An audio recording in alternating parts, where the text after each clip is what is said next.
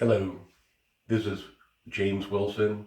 I started the Willed and Well Armed channel about 2 months ago, and I never really put together a introduction video that told about me and how I got into a wheelchair and my background. So tonight I'll record a little video on this subject. It starts back on September 23rd of 99. I was living in Czech Republic. I had started a phone company over there. I grew it to 15 employees in Prague, and we were doing quite well. And we were the first voice over IP company in Czech Republic and Eastern Europe. I was coming home. I lived in an apartment near my office, and the apartment was being renovated. It was on the fifth floor, and the building was and it was about, I think, an 800-year-old building. It was House of the Bucket Maker. There was lots of construction debris. The stairs were under constant construction. I was the first one to move in, and it wasn't quite officially done yet, but my apartment was done, and I was 34 at the time. I went up the stairs. I got about halfway up, and the lights were on the timer, and they went out. I got to the fifth floor, and when I was passing where the elevator was, they had a ramp in front of the elevator where they were taking in and out concrete, and they put a ramp in front of the door. They didn't have any protective barrier over the door, and I tripped on that ramp, and I reached for the wall, and there was nothing there but an empty shaft. I fell 85 feet from the fifth floor to the sub basement, which was 3 floors, 2 floors below the ground. In Europe, floor 1, the ground floor is 0. I laid there from about 10:30, 11 o'clock at night until 6:30 in the morning when the construction workers came. Woke up in the hospital. I had a doctor just right in my face, and he was saying, "Can you hear me?" I said, "Yes." He said, "You'll never walk again." That was his first words I ever heard. My surgeon, Dr. Verboni, in Czech Republic, he told me in a mixture of English and Czech that he was going to put in some American titanium into my neck and stabilize my neck and save my hands. So I am a quadriplegic. I did break my 6, 7, and 8 cervical, that's in your neck. And so I'm a quad. I don't sweat. I have no sensation almost from here down. I am complete, and so what that means is almost zero chance I'll ever walk again. So it's been 20 years since 1999.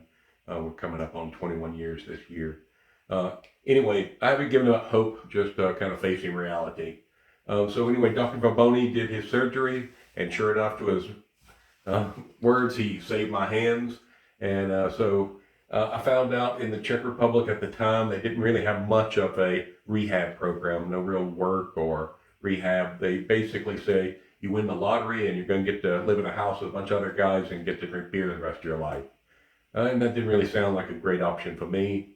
My parents did some due diligence and some work and called up the VA. I am a formal soldier. I'm 11 Bravo Charlie 2. That's a dragon gunner. My dad found my DD 214 of both my original 3 years and then my additional service in Desert Storm 1. And so he was able to get me the VA system. But my problem was I was over in the Czech Republic and no way to get home. The Paralyzed Veterans of America came to the rescue. They actually paid a nurse. His name was Tracy. He was an RN. He was 6'6". He had dreadlocks, and he came over and picked me up, took me home, and took me to the VA and got me into rehab. It was pretty intense at the time. I mean, when Delta came up with the flight, they told Nurse Tracy that he had 6 chairs that would fold down, but the problem was they were scattered all over the plane.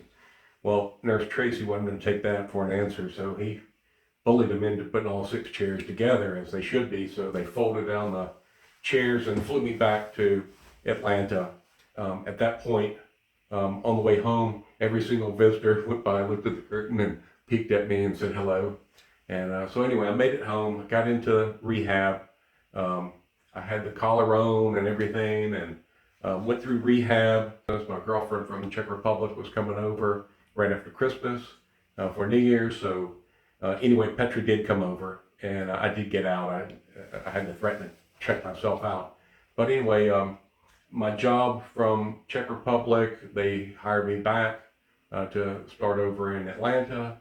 I got an apartment. My girlfriend came over to visit. We did the Y2K 2000, and that was, quite a great time.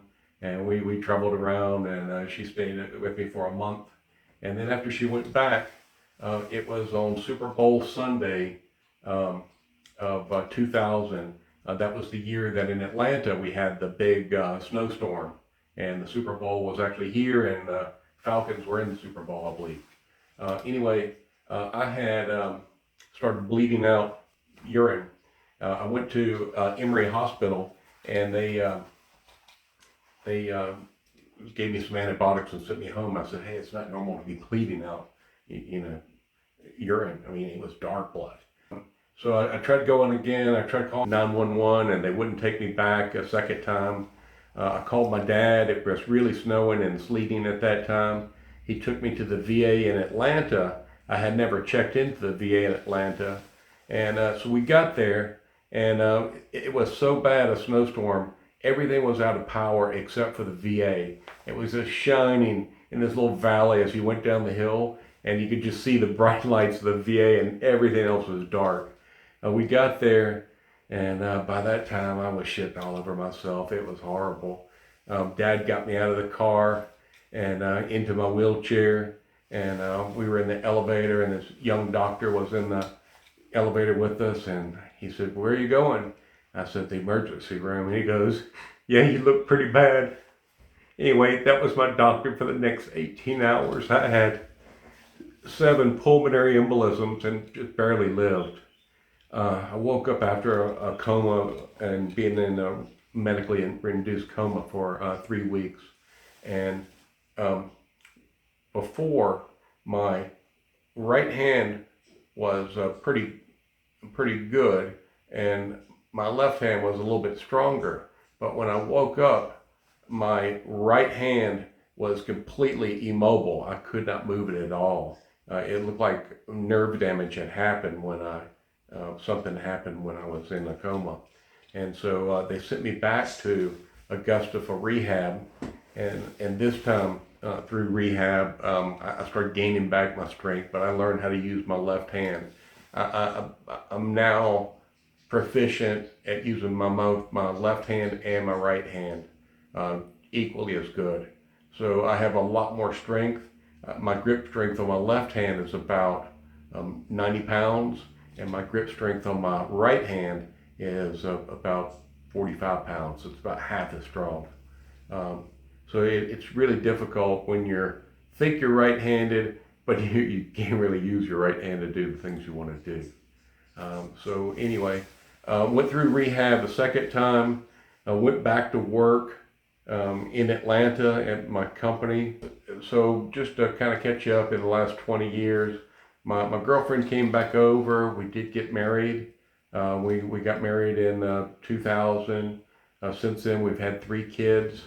Having kids when you're in a wheelchair and in my conditions rather difficult. They basically shock you and pull the semen out of your balls with electricity and pull it out of your bladder. It's not a pleasant thing. So I went through that about 6 or 8 times. But I do have 3 kids. So the first one was Anna, and then the second 2 are twins, Kua and Ellie. So at the time they're 14, Anna, and then the twins are 9. So they're 5 years apart. During my second job after being injured, it was a company I co-founded, and I traveled extensively around the world. I've been to about 40 countries in a wheelchair, and it's a lot of fun talking about all the experiences of being in a wheelchair and traveling international. So, like in the Caribbean, I've been to Costa Rica, Antigua, Curacao, Margarita, Dominica. Over in Europe, I've been to Prague, Gibraltar numerous times, Barcelona numerous times, Copenhagen numerous times, Milan. London a dozen times, neighboring countries, Germany, Poland. And then over in Asia, I've been to Hong Kong, Macau, and Thailand and Taiwan. But anyway, South Africa, Botswana, Namibia, so in the southern part of Africa. Anyway, traveling was a big joy for me when I was younger and before kids.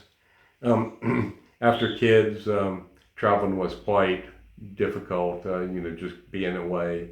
It was fun bringing home great gifts for Anna, but by the time I had the twins, I needed to be here more often. I still have the trouble with my bowels and my bladder, in and out cathering, scar tissue in my urethra, falling out of my chair. Everybody goes through these things, and you learn to be more and more careful, but still enjoy life.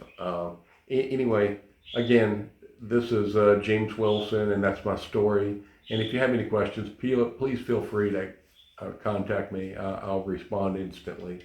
Have a great day and a great weekend, and all the best to you. Thank you.